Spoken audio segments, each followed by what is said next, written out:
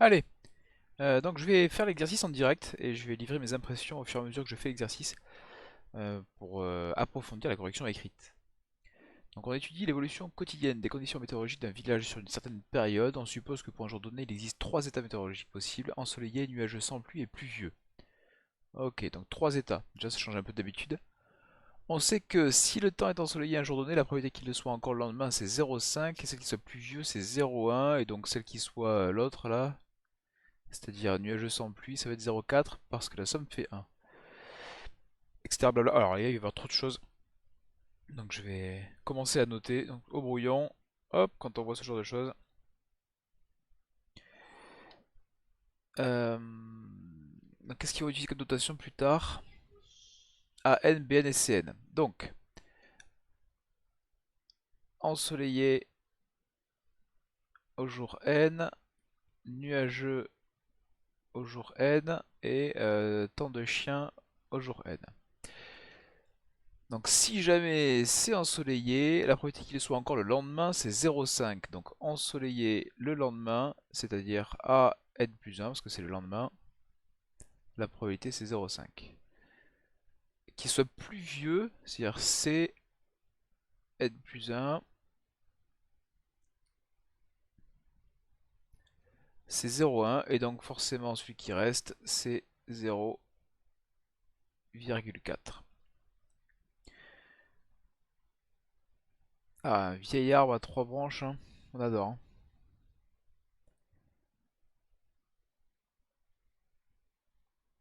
Alors, ensuite, si le temps est nuageux sans pluie un jour donné, la probabilité qu'il le soit encore le lendemain, c'est 0,2. Donc c'est 0,2 ici.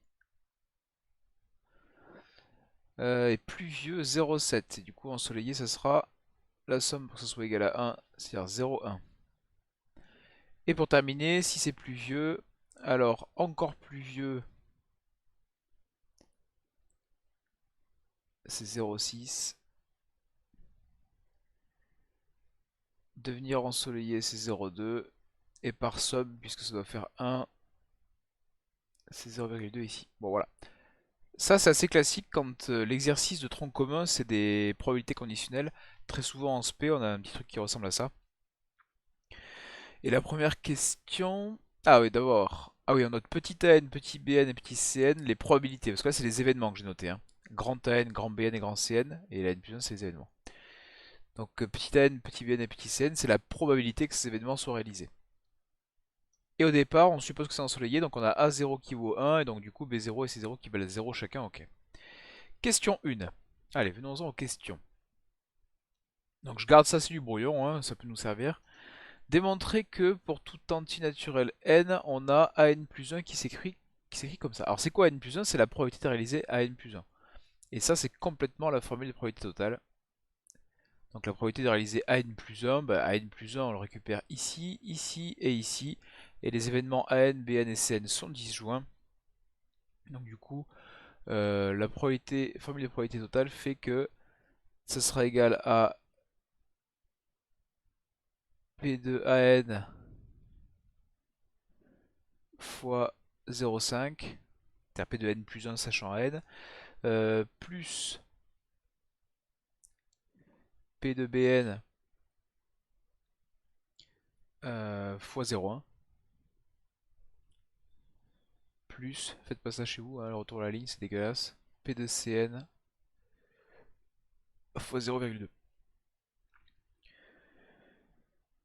On calcule et on remplace P de n par n, etc. Et on trouve exactement ce qu'ils veulent, non? 0,5 n, ouais, c'est direct, ok. Donc là, il n'y a rien à faire. Juste, bah, si on a fait l'arbre correctement au brouillon, on peut même le faire sur la copie du coup, hein. L'arbre là, il a tout son sens sur la copie.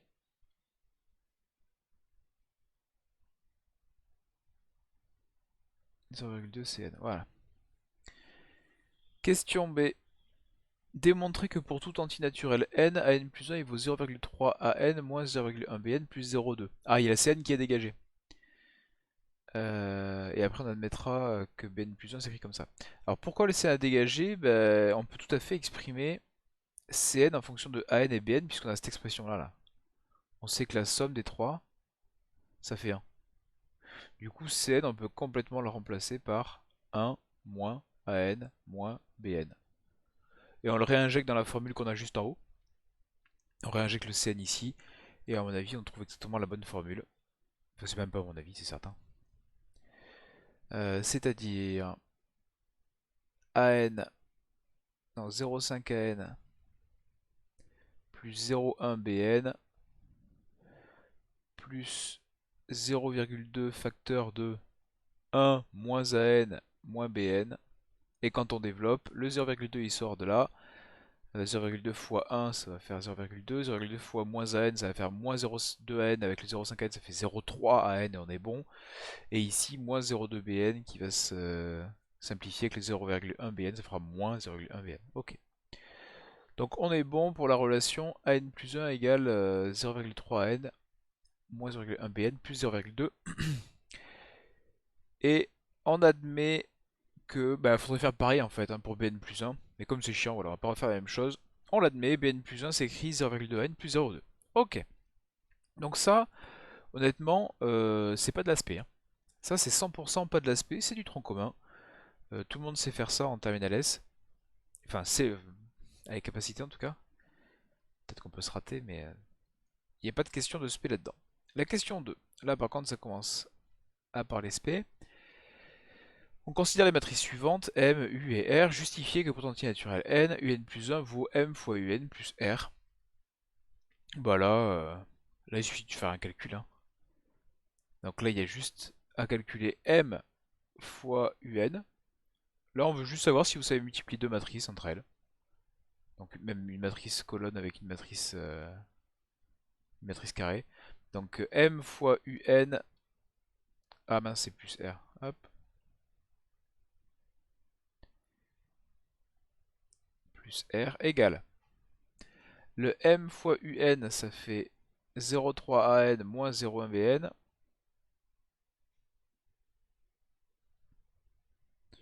Le deuxième coefficient c'est 0,2 an plus 0. Et on rajoute r à chaque coefficient plus 0,2 plus 0,2. Donc ça c'est la matrice MUN plus R. Et c'est censé être... Bah oui, c'est AN plus 1, on reconnaît bien AN plus 1 sur la première ligne et BN plus 1 sur la deuxième ligne. Incroyable. Donc ça c'est égal à UN plus 1. Ouais, je sais même pas comment on peut noter ça. Qu'est-ce qui fait que... Parce que là j'ai l'impression que j'ai détaillé les calculs et en fait j'ai fait que écrire le résultat. Peut-être qu'il a fallu séparer en deux, d'abord faire le produit, faire le plus 0,2 partout, je sais pas. Bon bref, ça c'est clairement pas la question la plus dure, c'était une multiplication de deux matrices, on rajoute une matrice et c'est bon. Question petit b, soit y égale alpha bêta, tel que y égale my plus r, démontrer que alpha égale bêta égale 0,25. Ah, donc ça c'est, en fait c'est ce qu'on fait sans le dire, c'est une sorte de semi-état ça, une sorte de point fixe. Hein. On cherche le y tel que quand on multiplie par m, ça ne change pas. Alors attention, il y a un petit plus r hein, qui reste. Hein. Donc c'est les suites arithmético-géométriques, mais avec les matrices. Donc, oh non, je vais pas faire ça. Euh, J'ai perdu la question de... Ah oui, non, tac, tac, tu reviens. Donc qu'est-ce qu'il s'agit de faire? Bah, de se servir de la définition. Y égale my plus r. Et on résout. En fait, hein, il suffit de chercher le y qui correspond à ça. Sachant que m, on nous le donne. Donc ça revient à dire quoi? Que alpha égale bêta égale 0,3 alpha moins 0,1 bêta. En fait, on fait exactement pareil que la question A. Hein. On fait le produit matriciel, sauf qu'au lieu de prendre AN et BN, on prend alpha et bêta. Hein. C'est complètement pareil. Et donc là, j'ai 0,2 alpha plus 0,2. Donc j'ai un système. Un système de deux équations à deux inconnus, on résout. Hein. comment est-ce qu'on fait pour résoudre? Là, j'ai l'expression de bêta qui est parfaite, j'ai envie de dire, donc je vais la remplacer dans la première ligne. Équivaut à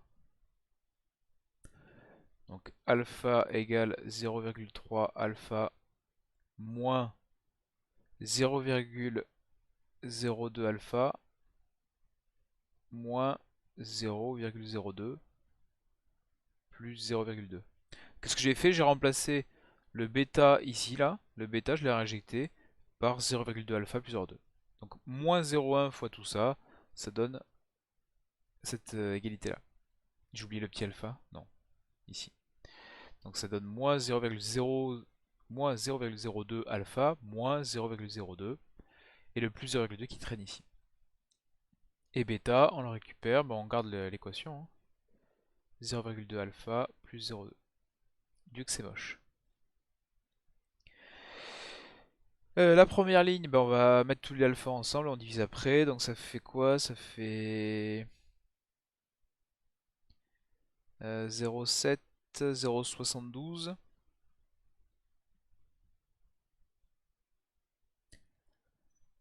0,72 alpha égale 0,2 moins 0,02, ça fait 0,18. Et blablabla, et là donc on trouve alpha égale 0,25. Ah, ça ne s'affiche plus, bah tiens, à vous de jouer. Alpha égale 0,25 et bêta aussi. Ok, donc là c'est juste résolution d'un système de deux équations à deux inconnus qu'on résout à la main. Juste exprimer alpha et bêta. Bien. Question 3.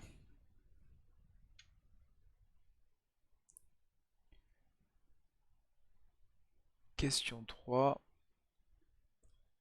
Pour tout antinaturel n, on pose Vn égale Un moins Y. Ça c'est ultra classique aussi. Hein. En fait c'est ce qu'on fait dans le cours. Là on nous le redemande sous forme d'exercice. Hein. Donc qu'est-ce qu'on va faire? Je pense qu'on va démontrer que c'est géométrique et exprimer l'un en fonction de l'autre et retrouver l'expression de Un. Donc en utilisant la question 2, vérifier que pour tout antinaturel n, Vn plus 1 égale m fois Vn. Comment est-ce qu'on fait pour démontrer ça? On écrit Vn plus 1, c'est quoi? C'est Un plus 1 moins Y. Sauf que Un plus 1, d'après la question 2, on avait montré que c'était MUN plus R. Donc ça c'est MUN plus R moins Y.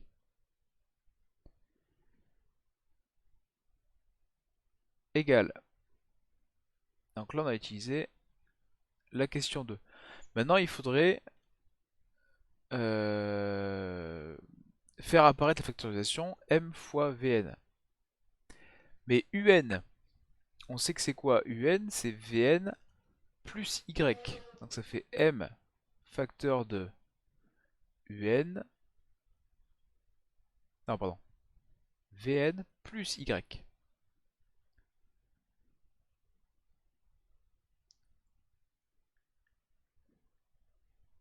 En fait, c'est exactement pareil que les suites. Regardez, l'expression qu'on donne ici, là, Vn égale Un moins Y, ça revient à dire que Un égale Vn plus Y. On fait exactement pareil que les suites géométriques, hein, même quand c'est pas des matrices. Donc là, le UN, je le remplace par Vn plus Y. Tac, il me reste quoi? Il me reste plus R moins Y. Plus R moins Y. On développe le tout, ça fait M Vn plus MY plus R moins Y. Sauf que Y, on avait dit que c'était pareil que MY plus R. Donc ça, c'est Y en fait. MY plus R, c'est Y. Et Y moins Y, ça fait 0. Du coup, il me reste M fois Vn. On peut mettre car MY plus R égale Y. Voilà, donc on a démontré le 3 petits a. Le petit b. Démontrer par récurrence que pour tout tantinet n est strictement positif, Vn égale m à la puissance n fois V0. Ça encore c'est du cours. Hein. C'est exactement comme dans le cours, donc on initialise. Initialisation, qu'est-ce qu'on va faire? On prend c'est pour toute n strictement positive. Donc pour n égale 1, V1 c'est égal à quoi? Ben on a V1 qui vaut M fois V0 d'après la question petit a. Donc c'est terminé. Et l'hérédité, on supposons pour k fixé que Vk est égal à M à la puissance k V0. Comment est-ce qu'on fait pour obtenir Vk plus 1? Eh bien Vk plus 1 ça sera, il faut multiplier par M à gauche. Donc on va multiplier par M à gauche ici. On multiplie par M à gauche là-bas. Et on obtient quoi? M fois Vk, bah, c'est Vk plus 1. Et M fois M à la puissance k, ça fait M à la puissance k plus 1, V0. Et par récurrence, Vn plus 1, ou Vn, pardon, je sais pas pourquoi je fais ça. Vn est égal à M à la puissance n, V0, quel que soit n strictement positif. Bon, ok, c'était une petite récurrence sympathique. Donc la question 3, clairement, c'est du cours. Savoir refaire le cours. Question 4.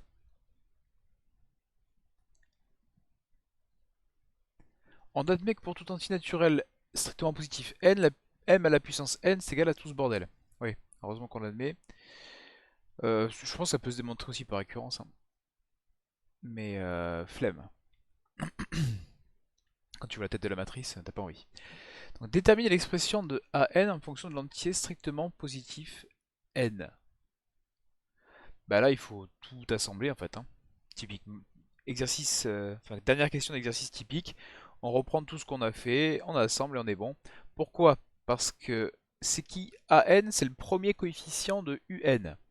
Mais j'ai exprimé Vn en fonction de m à la puissance n et V0, et j'ai une relation entre UN et Vn. Donc au final, je sais que Vn égale UN moins Y. Donc, UN égale, bravo, égale Vn plus Y.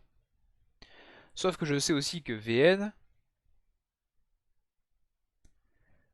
on vient de le montrer par récurrence, ça vaut m à la puissance n fois V0. Et du coup, bah, je récupère AN comme ça, hein. Donc ça fait AN, c'est le premier coefficient de UN. Donc je ne vais pas tous les calculer, hein. Je calcule juste le coefficient en haut. Donc l'expression de AN, ça va être quoi? Bah, la matrice M à la puissance N, on me la donne. Je veux pas faire ça. Merci. M à la puissance N, on me la donne. Le premier coefficient, c'est 2 fois 0,2 puissance N moins 0,1 puissance N fois V0. Alors V0 c'est quoi? Ah, j'ai pas calculé V0. V0 c'est U0. Et U0 c'était quoi? A0, B0 c'est à 1, 0. Plus Y, c'est-à-dire Y c'était... ok, Y. C'est 0,25, 0,25.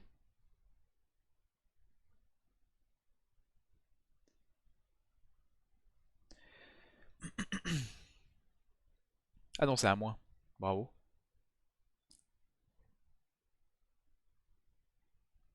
Moins. Voilà, donc V0 c'est U0 moins Y, donc ça vaut 0,75 moins 0,25. Donc là c'est un 0,75 pour V0. Donc ça fois 0,75. Donc ça c'est mon premier coefficient. Donc plus 0,1 puissance n moins 0,2 puissance n. Pourquoi j'ai mis des parenthèses ici? Ça sert à rien. On va se la refaire. Ça sera fois moins 0,25 en plus. Donc je vais mettre le moins dès maintenant. Moins 0,25 fois 0,1 puissance n moins 0,2 puissance n. Et je m'aperçois qu'on ne voit pas le tableau à droite.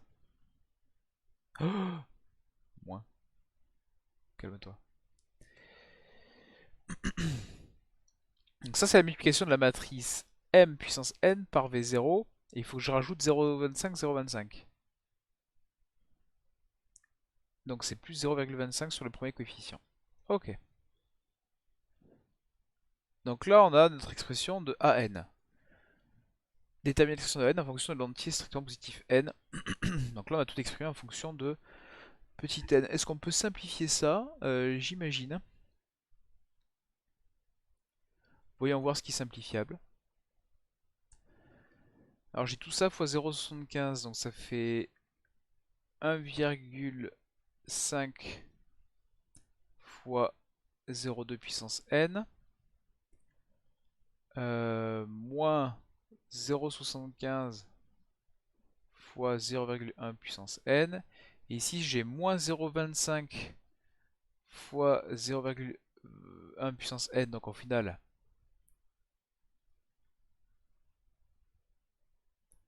ça me fera moins 1. Moins 0,1 puissance n. Et ici, moins 0,25 fois moins 0,2 puissance n, ça fera plus 0,25 fois 0,2 puissance n. Et j'ai un plus 0,25 qui traîne, faut pas l'oublier. Qu'est-ce que je peux simplifier? Eh bien, on peut regrouper en fait. Factoriser par 0,2 puissance n, ça fait 1,75 fois 0,2 puissance n. Et les 0,1 puissance n, j'en ai moins 1. Voilà, là j'ai l'expression de an. De manière toute moche, je vous l'accorde. Petit b, déterminer la limite de la suite an. Donc pareil, c'est pas de l'aspect ça. Ça c'est suite géométrique. Donc on a 0,2 qui est compris entre moins 1 et 1. Implique que 0,2 puissance n tend vers plus l'infini. Vers 0, pardon. On a une raison qui est comprise entre moins 1 et 1, donc la raison de la puissance n tend vers 0. Donc ce paquet là il tend vers 0, ce paquet là il tend vers 0. Vers quoi tend an? Limite de an, c'est 0,25. J'ai fait à l'arrache comme import. Mais ça c'est du tronc commun, vous n'avez pas besoin de moi pour ça. Comment on le rédige? Ça c'est l'argument principal. Dire que 0,2 est compris entre moins 1 et 1, 0,1 est compris entre moins 1 et 1. Donc les limites de chacun valent 0, et par somme on obtient machin. Ok. On admet que pour entier naturel à 1, Cn vaut ça. Question C, la dernière. La probabilité que le temps soit pluvieux de n jours peut-elle dépasser 0,5? Ah. Cn, ça vaut 0,5 plus 0, non, pas du tout. Plus 3 fois 0,1 puissance n moins 3,5 fois 0,2 puissance n. Et la question c'est est-ce que ça peut dépasser 0,5? Bon, on résout. Ça reviendrait à dire quoi? Ça reviendrait à dire que 3 fois 0,1 puissance n c'est plus grand que 3,5 fois 0,2 puissance n. J'ai dégagé les 0,5 de part et d'autre. 0,5 et 0,5, oui, dégage. Ensuite, je vais essayer de regrouper les n ensemble. Ça veut dire que 0,1 puissance n sur 0,2 puissance n est plus grand que 3,5 sur 3. Ce qui revient à dire que 0,1 puissance n sur 0,2 puissance n, ça fait 0,1 sur 0,2 le tout la puissance n, c'est-à-dire 1 demi.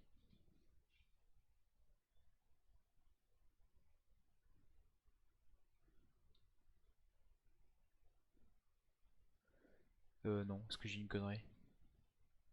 Non, c'est bon. A puissance n sur b puissance n, ça fait a sur b puissance n. Donc 1 demi à la puissance n est plus grand que 3,5 sur 3.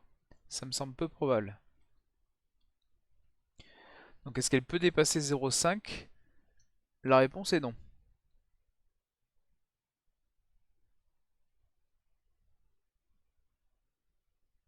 Ah bah oui, oui, oui. Bon, on a plein de façons de le voir. Ok.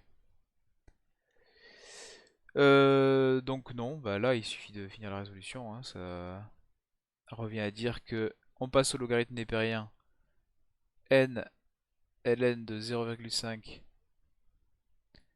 c'est plus grand que, ça conserve l'ordre, hein, le logarithme, ln de 3,5 sur 3, ce qui revient à dire que n est plus petit que... Pourquoi plus petit? Je change l'ordre parce que ln de 0,5 est un nombre négatif.